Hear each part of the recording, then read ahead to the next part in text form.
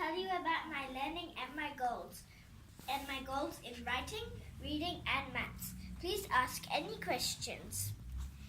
Mrs. Morrison will then talk about how I am managing my learning.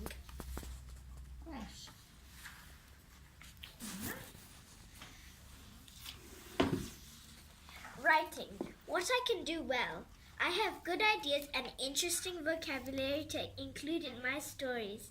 I know who my audience is and I can write using different styles. What sort of different styles do you think we can use in our writing? We've done paragraphs and explanations and recounts. Good. And who could the audience be? The audience could be you, or if we're doing a speech, it could be other people. And if we're writing notes to Mr. Jenkins, our audience. What a good answer. Very good answer. Well done, Isha.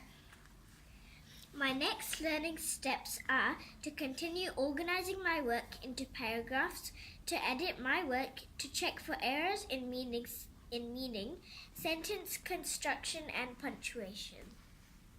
Good. And she got outstanding for effort. I can give you this copy if you like. You can look at the same time.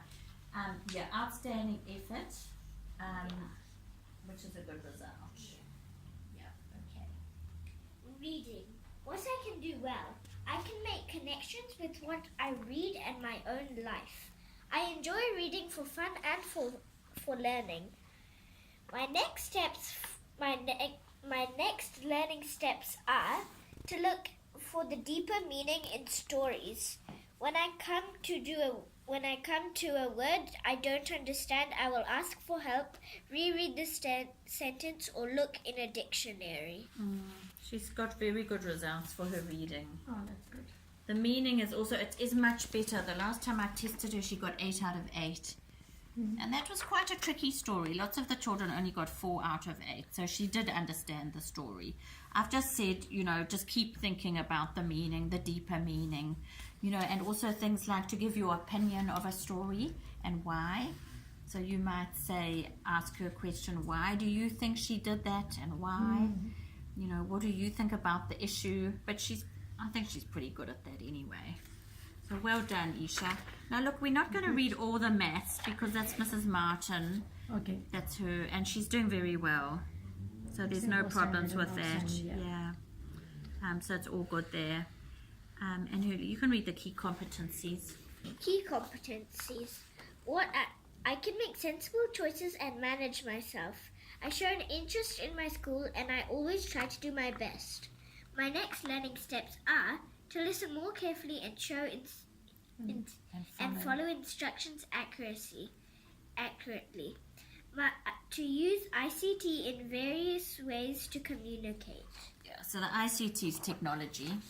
So we're all learning that. Yeah. And still, I think her